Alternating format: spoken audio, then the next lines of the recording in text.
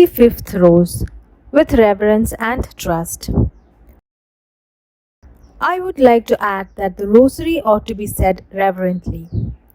That is to say it as it ought to be said, as far as possible, kneeling with the hands joined and clasping the rosary. However, if people are ill, they can of course say it in bed, or if they are traveling, it can be said on foot.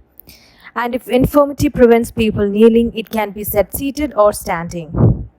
The rosary can even be said at work, if people's daily duties keep them at their jobs, because the work of one's hands is not by any means always incompatible with vocal prayer.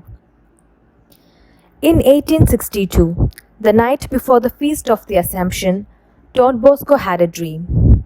He says, "I dreamt that I was with all the youth in my village, in my brother's house. The guide who usually accompanied me in my dreams came to me and invited me to follow him into the field adjoining the court.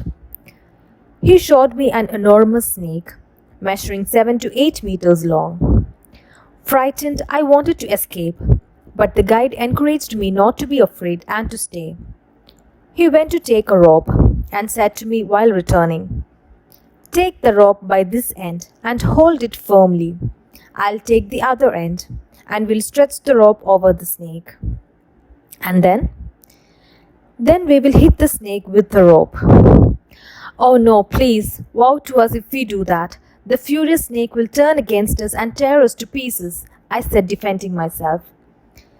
But the guide insisted and assured me that the snake would not hurt me, so much so that I consented to do what he wanted. He was already holding the rope in the air and was throwing a lashing blow on the back of the reptile. Immediately the snake stood up and with a back headbutt tried to bite what struck him so. But in doing so, he caught himself in the rope like in a slip knot. 'Hold on to the rope tightly and do not let go,' shouted the guide. And he ran to tie the end of the rope he had in his hand to a nearby pear tree, and the one I was holding at the wrought iron gate of a window in the house. Meanwhile, the snake struggled furiously and hit the ground with his head and whole body with such force that his flesh was torn apart and shattered in whole shreds. He continued like this until there was nothing left of him but his bare skeleton. When the snake was dead, the guide untied the rope from the tree and window grate, picked it up and locked it in a crate. After a few moments, he opened the box again. To my surprise, and that of the young people who came running, we saw that the rope had rolled itself up and formed the words, 'Ave Maria, Hail Mary.' The guide explained to me, 'The serpent represents the devil, and the cord the Ave Maria, or rather the rosary, which is a chain of Hail Marys with which one can strike, conquer and destroy all of the demons of hell.' At that moment, a very painful scene appeared to Don Bosco's eyes.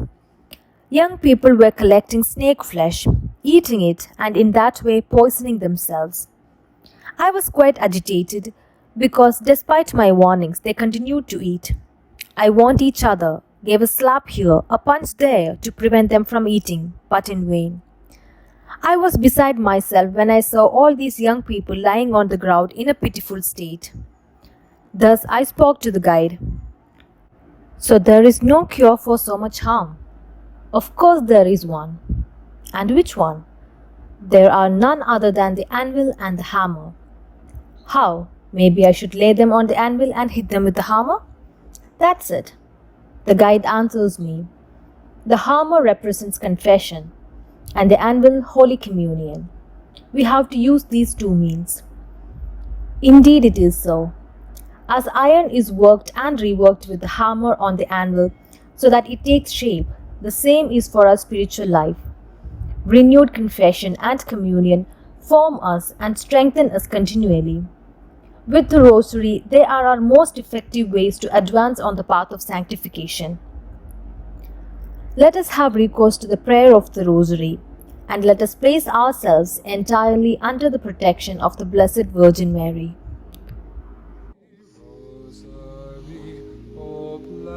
May Almighty God bless you. In the name of the Father, and of the Son, and of the Holy Spirit. Amen. In garlands day by day.